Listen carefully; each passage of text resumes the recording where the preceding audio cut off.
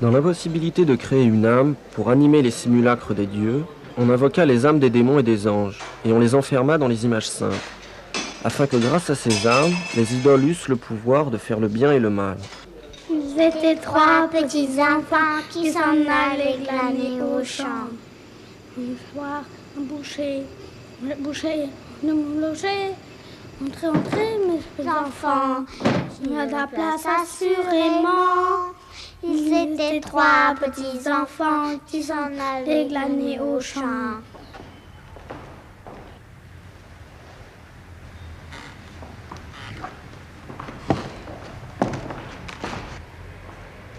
Ils étaient trois petits enfants qui s'en allaient glaner au champ. Saint-Nicolas, en 7 ans, il fait le champ. On a fait le boucher, tout le loger. Ils étaient trois petits enfants qui s'en allaient au champ.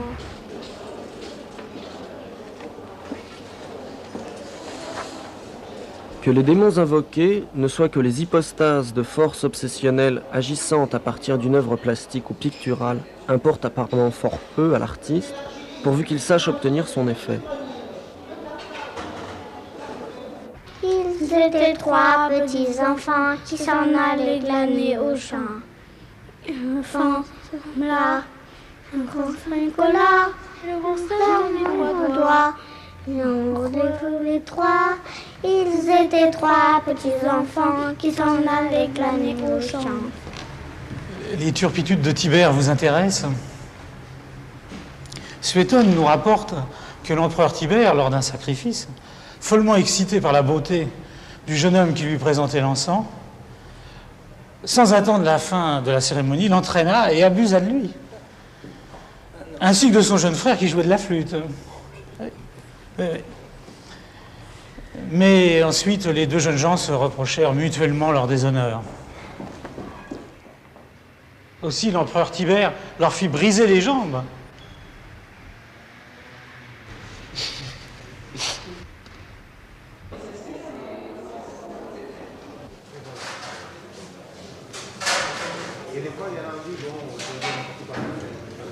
Le démon était à la fois dans la chose qu'il faisait voir et dans celui à qui il faisait voir la chose. S'en vers un soir chez un boucher. Boucher, boucher, voudrais-tu nous loger? Entrez, entrez, petits enfants, il y a de la place assurément. Ils étaient trois petits enfants qui s'en allaient glaner au champ. Ils n'étaient pas sitôt entrés que le boucher les a tués, les a coupés en petits morceaux, mis au saloir comme pourceaux. Ils étaient trois petits enfants qui s'en allaient glaner au champ.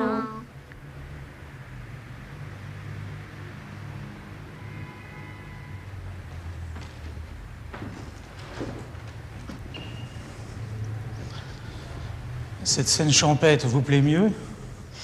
Ces deux séduisants jeunes gens troublent l'ordre paisible de la campagne.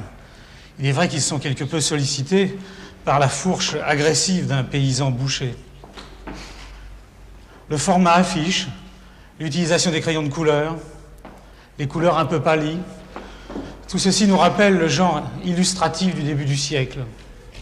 Mais au reste, tout ceci n'est que le début de la légende de Saint-Nicolas, dont je vais vous montrer un épisode beaucoup plus intéressant. Voici nos jeunes amis menacés des pires sévices. Ce fantasme sadien est bien plaisant. Corps entravés, lieux obscurs et secrets. Les forces démoniques inspirent à l'artiste de plaisantes représentations. Rassurez-vous, mes enfants, ils furent finalement sauvés par le bon Saint-Nicolas. Je suis le grand Saint-Nicolas, et le grand saint tendit 3 doigts. Les petits se relèvent tous les 3. Toutefois, son intérêt n'était peut-être pas si éloigné de celui du boucher. Ils étaient Mais ne sentez-vous pas le trouble de ces adolescents, enfin? Le premier dit, j'ai bien dormi. Le second dit, et moi aussi. Et le troisième répondit, je croyais être en paradis. Ils étaient trois petits enfants. Qu'est-ce donc qui sustente l'action du tableau achevé, si ce n'est entre l'artiste et son simulacre, entre le simulacre et son contemplateur, l'aller et venir d'une présence démonique, laquelle de ce fait, intensifiant le regard et modifiant l'objet contemplé, le déborde toujours, pour ne se confondre jamais avec l'aspect de sa contrefaçon. François, bonjour, je te présente Jean-Émile Jeanbrun, mon professeur de philo. On va à la galerie Beaubourg, on va voir l'exposition Klosowski. Est-ce que tu veux venir avec nous?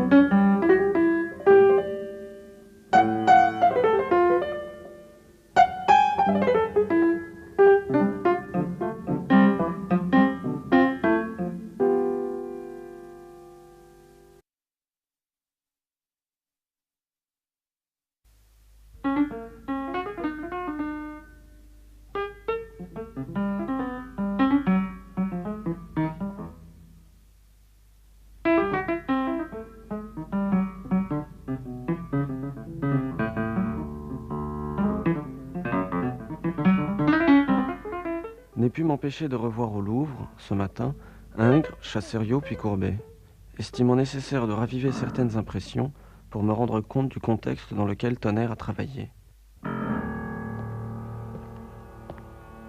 Il s'agit de ne pas être dupe. La grande odalisque d'Ingres se situe dans une région de paix qui provoque les ressentiments des misérables que nous sommes. Ce n'est qu'un moment d'atelier.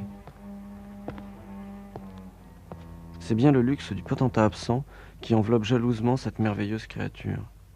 Nous la voyons ici en vacances, souveraine dans son repos, le front pur, nous offrant pour quelques instants la splendeur dorsale de sa taille interminable, de ses flancs prodigieux, de ses fesses et de ses jambes, qui nous laissent hébétés.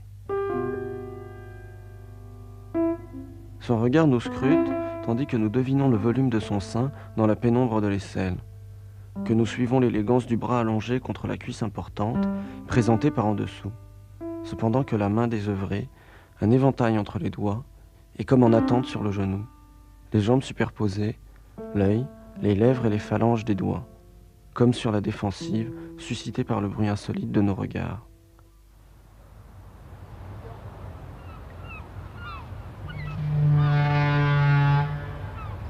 Allô, Madame Lenz? Bonjour, je suis à la recherche de tableaux de Pierre Klosowski. En avez-vous toujours? Si vous m'autorisez à les voir, je pense être à Anvers la semaine prochaine.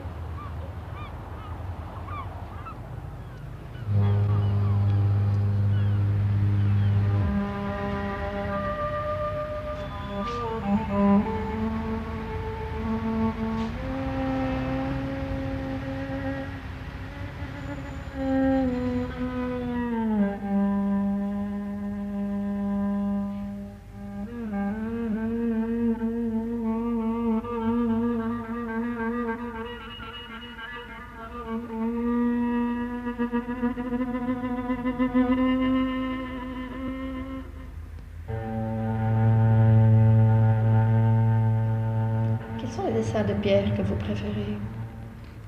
Oui, je préfère la série des... Des barres parallèles? Non, oui aussi.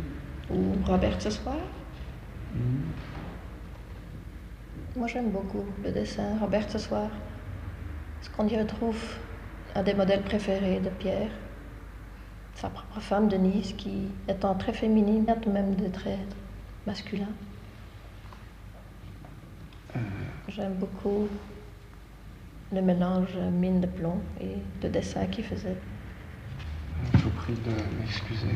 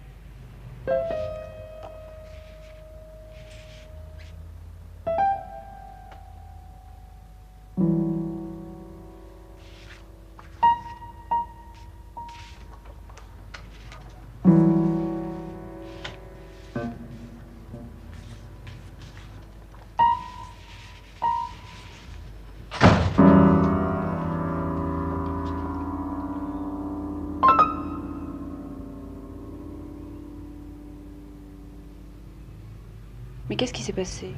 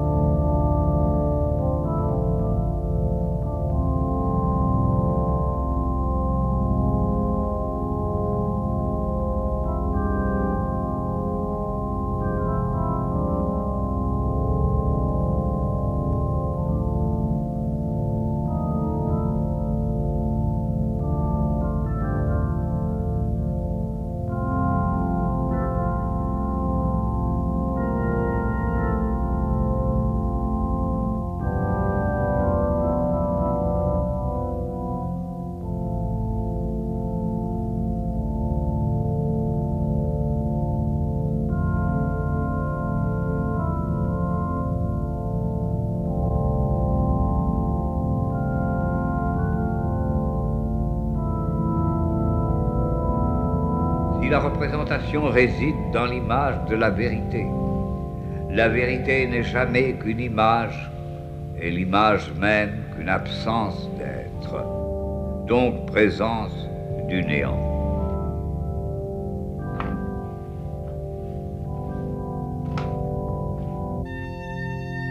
Pour qu'une chose puisse seulement servir d'image à une autre, il faut qu'elle ait cessé d'exister pour elle-même.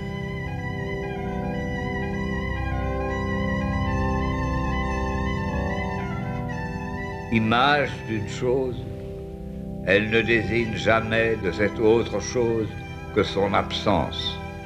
Et ainsi, non seulement le néant fonde la similitude, il est la similitude même. Similitude de quoi? Sinon d'un être qui se dissimule.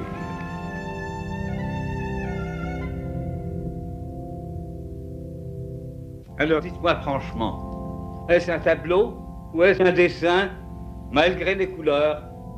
Dites-moi si le crayon est inférieur au pinceau alors qu'il est même doué de couleurs. Il contient des couleurs suivant la fabrication très huilée, par exemple des crayons anglais. Est-ce que les crayons obtiennent les mêmes nuances que les pinceaux? Oui ou non?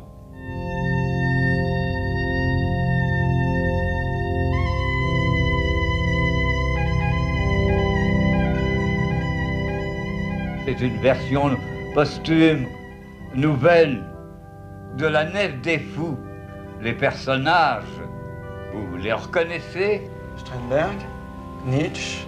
Nietzsche qui signait dans sa dernière lettre à Strindberg le crucifié. Et le pape, ici, la couronne d'épines, qui disait à Zarathustra, « Seul un Dieu t'a inspiré ton impiété. »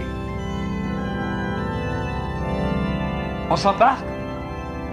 Bonne compagnie pour la traversée.